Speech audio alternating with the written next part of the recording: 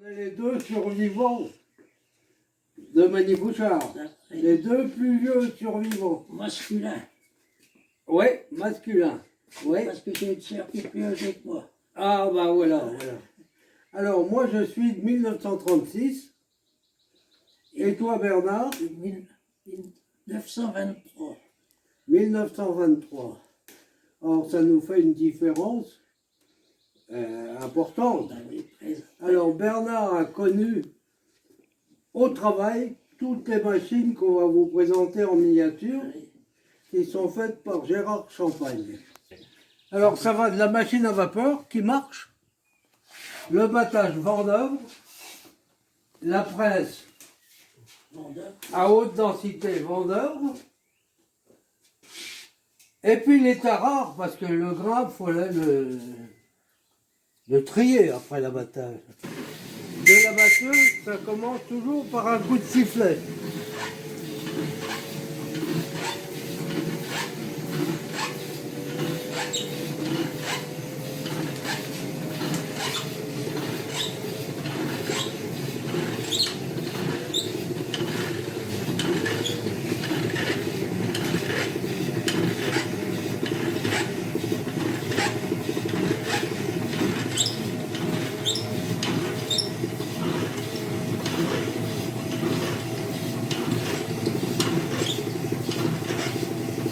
Alors on a la machine à vapeur.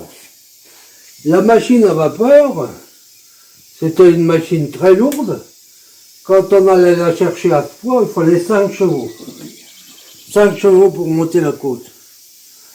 Et Bernard a une histoire de machine à vapeur. Alors tu vas nous raconter ton histoire, Bernard. C'est une histoire ancienne. Ça se passait en 1944.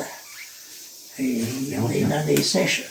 À Manifouchard, on avait tout, mais pas d'eau. On avait beaucoup de bêtes et pas d'eau. Et si on n'avait pas la chance qu'il y ait un orage ou deux dans l'été, on allait venir à l'eau au Vendœuvre. Et on avait bien un moteur Cérès et pas de carburant. On a trouvé à louer une machine à vapeur à Bossancourt, chez Pétienneau. Il fallait aller chercher la machine à vapeur à Éclance. Alors, il y a le grand-père d'où je travaillais, il était curieux comme tout, il dit, elle fait combien? Il dit, un peu plus de 2 tonnes. Bon, il dit, 3 chevaux, ça suffit. Je suis parti avec 3 chevaux à Éclance. Arrivé à Éclance, on m'a dit, la machine, elle est plus là. Elle est partie à Vernon-Villiers, 5 km plus loin. J'ai été chercher la machine, où c'est que j'ai pris où c'est que j'ai attelé. La femme, elle m'a dit, où c'est que vous avez pensé pour venir? Ben, je dis, par rue Arsonval, et Éclance après. Elle m'a dit, un chemin beaucoup plus court, Bossancourt, le Chanet. Ah bah oui. Et alors, comme à cette époque-là, on n'avait pas de téléphone et que j'étais en retard, je ne pouvais pas prévenir que j'allais du retard. Je dis, je prends le plus court. Alors, me voilà parti. J'ai arrivé jusqu'à Bossancourt, ça allait bien, ça descendait. Et pour remonter au Chanet... Sous le pont. Sous le pont, oui. Alors, j'ai fait une erreur, j'aurais dû prendre la nationale. J'ai pris la route blanche. Les premiers kilomètres, ça s'est bien passé, mais les chevaux, ils en avaient marre. Et après, ils ont calé. Et il fallait que je fasse bien attention pour aller sur les côtés, parce que là, j'étais embourbé avec des roues, des roues plates comme ça. Ça pique, ça. Oui. Alors, j'ai essayé de plusieurs fois. On avançait 50 mètres à la fois. Et puis finalement, il y a une solution, il faut vider l'eau. J'ai vidé l'eau, 800 litres d'eau, 800 kilos de moins. J'ai arrivé à revenir comme ça. J'ai pris la nationale, c'était bon. Et quand je suis arrivé à Manifouchard, il y a des qui ont changé de chevaux et allaient à l'eau au Vendœuvre. Emprunter une pompe et 2 tonneaux pour venir chercher de l'eau. Pour refaire le plein. Ben oui. Il y a eu d'autres départs de feu, mais ça a été éteint, mais là, chez Vincé, la grange a disparu. Alors maintenant, on pourrait parler du battage. Alors le battage, il fallait 4 chevaux pour le ramener. Ah ben oui, le battage était beaucoup moins lourd que... Oui. 4 chevaux de trait. Oui. Parce qu'on tirait avec des traits. Il y avait les limoniers et puis les chevaux de trait. Hein? Oui, oui. Alors, une machine comme ça, fallait combien de personnes pour la faire marcher? Eh bien, c'était l'entreprise, il y a au moins une douzaine de personnes. Parce que, premièrement, sur la potée, Oui. minimum 2, mais plutôt 3, parce qu'il y a des granges Oui, qui était longue. qui étaient grandes. Et 3 sur le battage, il y avait un gamin qui coupait les ficelles, un démêleur et un qui tendronnait. Ouais, mais les ficelles coupées au nœud, Oui, quand on pouvait. Oui. parce que ça servait pour faire les cordages après. Ouais. On s'en servait des fois pour lier la paille. Pendant la guerre, on liait à la main. Oui, oui, c'est Allié à la main. Alors là, c'est avec la paille qu'on fait le lien. Bon, Et- alors on part, on voit le calage du battage, parce que quand la machine s'amenait là, fallait la caler. d'aplomb. Alors il y avait un cri Et de battage, et un fil à plomb au bout du battage.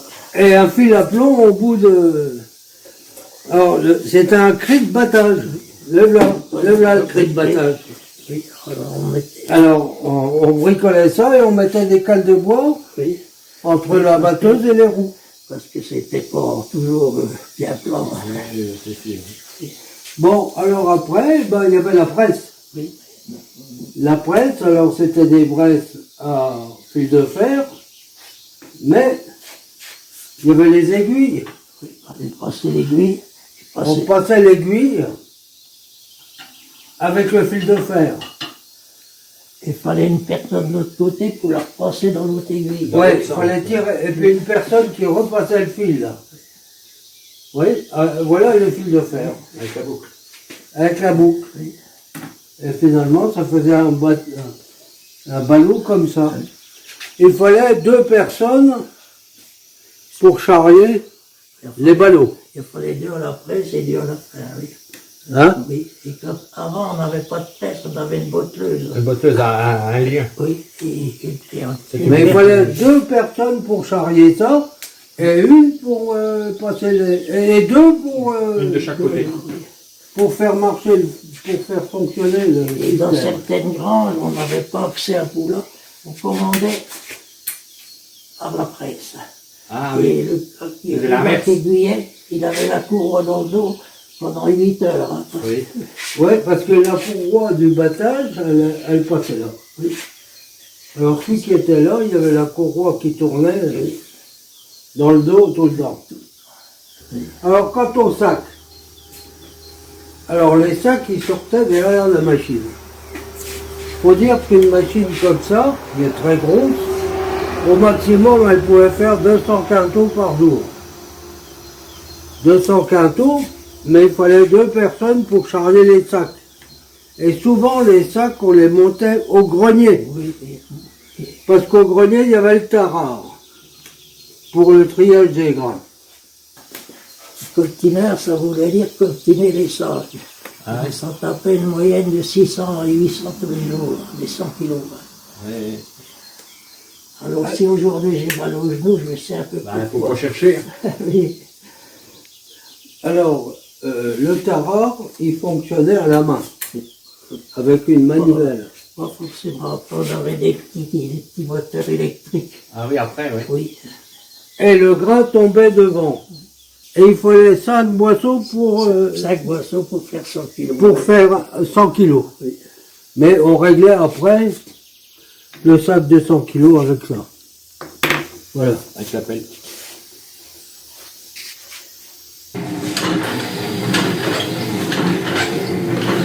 Alors ça veut dire que quand l'entreprise de battage venait à la maison,